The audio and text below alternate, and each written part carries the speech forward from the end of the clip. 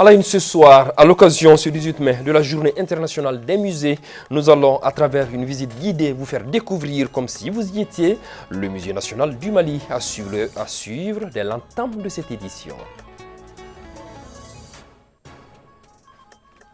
Le Bamouna ou porte-bébé est un dispositif permettant aux femmes de transporter leur bébé tout en vaquant à leurs tâches quotidiennes. Il est l'incarnation d'une pratique ancestrale et universelle qui continue de marquer les différentes générations. Voilà pour le sommaire de cette édition de ce samedi soir. C'est un réel bonheur de vous savoir fidèle à ce rendez-vous d'information de proximité. Bonsoir et bienvenue à tous. Ce 18 mai est la Journée internationale des musées, une date symbolique qui démontre l'importance des découvertes archéologiques, mais aussi l'histoire des œuvres d'art que renferme le musée. Dans la mouvance de cette célébration, nous allons, à travers une visite guidée, vous faire découvrir, comme si vous y étiez, le Musée national du Mali. Au lieu de notre culture, l'endroit permet de se ressourcer sur les faits historiques et contient en même temps les ouvrages précieux issus de nos différentes communautés. Suivons ce reportage de Awa Kamara. Ces jours, le Musée national du Mali nous ouvre chaleureusement ses portes. Principale concentration archéologique et ethnologique à Bamako, cet endroit représentatif de la civilisation malienne dispose de 3 grandes salles d'exposition permanentes classées comme suit. Textile malien, où nous avons des tissus anciens et tissus d'actualité.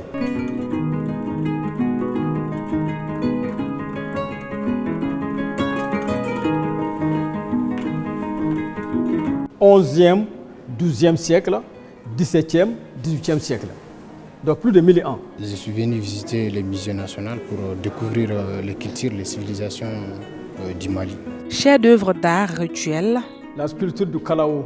Vous voyez, le Kalao est un oiseau de la savane, un objet rituel sénoufo, région de Sikasso. Nous avons ici des cimiers de danse ou des tiwara.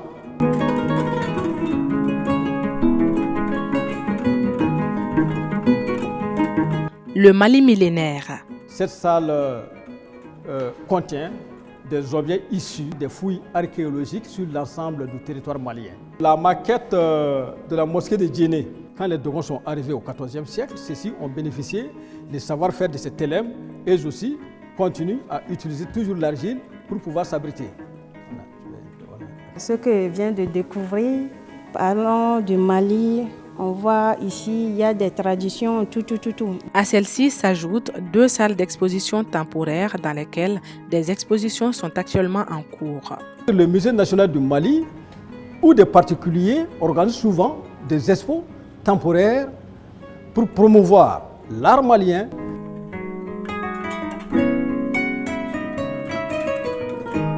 Dans la cour également, de magnifiques œuvres représentatives de la richesse culturelle du Mali sont exposées de part et d'autre. Celle-ci, vous l'avez sûrement déjà vue. Cette sotrama, juste à l'entrée du musée national, ne passe jamais inaperçue. C'est une œuvre d'art réalisée par un artiste béninois, Dominique Zengouin, en 2007, dans le cadre de l'art contemporain. Il a constaté dans les transports des pratiques négatives.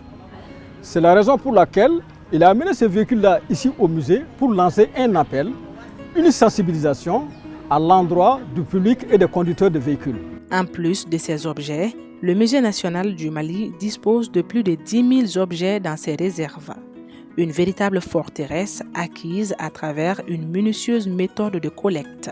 Il y a des équipes qui sortent sur le terrain pour faire des recherches, notamment les archéologues. Et les résultats des recherches archéologiques peuvent être conservés au musée.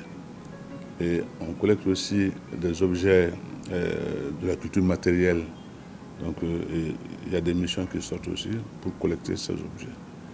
Il y a des personnes qui nous apportent certains de leurs objets que nous achetons. Il y a aussi des dons.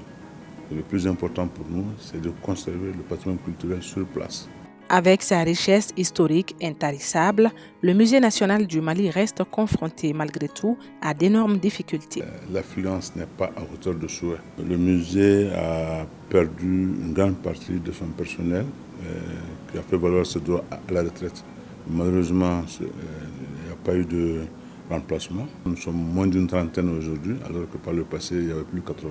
Le musée, c'est un service spécifique qui a besoin de conservateurs, qui a besoin de restaurateurs, qui a besoin d'infographes, qui a besoin de scénographes. Et aussi les travaux quotidiens du musée pour l'entretien du bâtiment et l'entretien de la collection nous posent actuellement quelques soucis.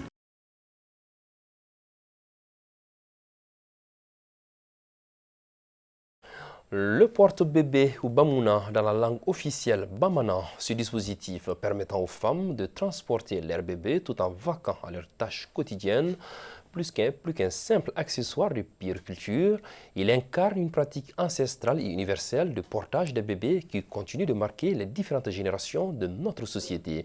L'importance du Bamuna pour les bébés, c'est le reportage que nous propose Anta Maïga.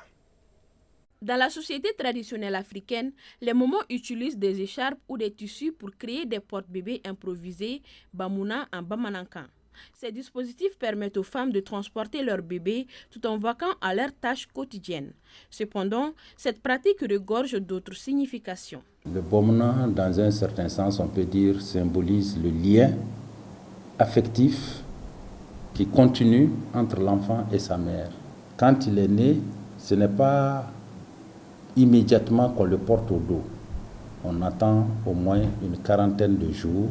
Et en ce moment, on confectionne le Bamuna selon le sexe de l'enfant. Si c'est une fille, c'est 4 bandes de coton qu'on met ensemble. Et si c'est un garçon, c'est 3 bandes qu'on met ensemble. Au fil du temps, les porte-bébés ont évolué pour répondre aux besoins changeants des parents et des bébés. Les mamans les utilisent aujourd'hui surtout pour avoir les mains libres. Le fait de porter mon bébé au dos me soulage vraiment. Je peux accomplir mes tâches en toute tranquillité. Pourtant, porter le bébé au dos offre un contact physique étroit avec la maman, favorisant ainsi le développement émotionnel et renforçant les liens d'attachement. De plus, être maintenu près du corps du parent peut aider à réguler la température corporelle du bébé et à calmer ses pleurs. Conviction de nos doyens.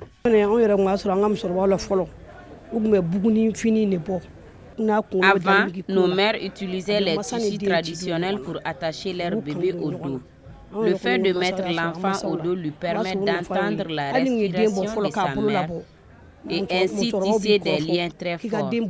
On remarque actuellement que certaines mamans utilisent les porte-bébés pour d'autres fins, une pratique très grave.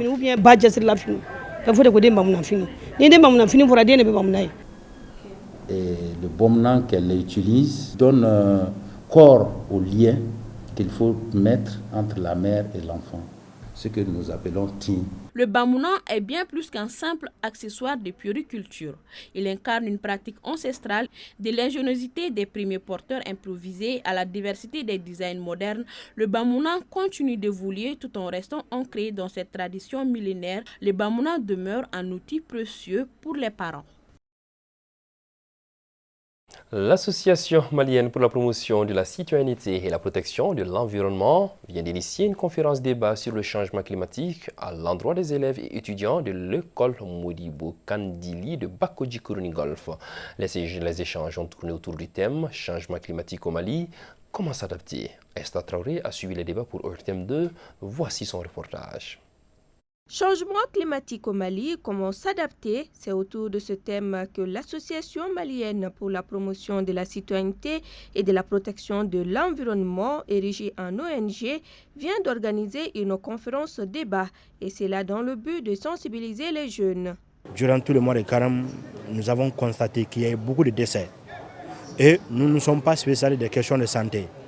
Mais selon les spécialistes, les médecins en l'occurrence, ou des agents de la santé ont confirmé à suffisance que la plupart de ces décès sont dus à la chaleur, aux canicules. Si c'est le changement climatique qui sont à la cause de ces décès, donc nous, en tant qu'association ONG environnementale, nous avons décidé d'organiser cette conférence à l'attention des élèves étudiants. Donc, l'essentiel pour nous, c'est communiquer. Communiquer à l'endroit de ces élèves étudiants pour leur permettre de comprendre les enjeux, les conséquences des changements climatiques. C'est les élèves et étudiants de l'école Modibo Kane d'Ili de Bakodjikoroni Golf qui ont bénéficié de cette séance de sensibilisation. Ils se disent désormais outillés pour lutter efficacement contre le changement climatique. J'ai beaucoup appris. Vraiment, je suis très content d'avoir participé à la conférence et vraiment, j'ai beaucoup retenu. Ce que j'ai dit à l'association, c'est qu'ils devraient encore persévérer et plus encore organiser ce genre de conférences pour que nous puissions assister et apprendre davantage. Au terme des échanges, des attestations de participation ont été remises aux différents participants. La finale de la 10e édition du tournoi interscolaire organisé par le CAP de Sébenikoro en partenariat avec la jeunesse a connu son épilogue ce mercredi. Elles étaient au total 34 écoles à prendre part à cette compétition. L'objectif est de renforcer la cohésion sociale, l'entente, l'union entre les écoles du CAP de Sébenikoro. Les temps forts avec Idrissa Bakayoko. Favoriser les sports en milieu scolaire et développer la compétence des élèves au niveau fondamental, voilà toute la quintessence de ces tournois interécoles. La finale a opposé l'école publique de Kalabambougou en blanc à l'école Oumar Darias Diallo. Après le coup d'envoi, les deux équipes se sont livrées à un duel sans merci, chacune affichant un niveau de jeu impressionnant. Au fil des minutes, après un combat acharné, l'école de Kalabambougou a réussi à prendre l'avantage en marquant 2 buts qui ont scellé sa victoire. C'est un sentiment de joie, un sentiment aussi d'honneur, de fierté aussi, parce que c'est la première fois qu'une école de notre quartier remporte la Coupe du Cap. D'habitude, c'est toujours le quartier Djikoroni qui remporte toutes les éditions, quoi. Donc c'est une première et c'est une fierté aussi pour nous. L'équipe perdante n'a pas démérité, mais nous avons été, je dirais, les plus forts et les plus chanceux. Cette 10e édition a été organisée par le CAP de Sébenikoro en partenariat avec la jeunesse du 10 quartier. Nous assistons à la finale du DCAP qui a été organisée par la commission sportive du CAP de Sébenikoro qui a opposé les 403 écoles du CAP de Sébenikoro.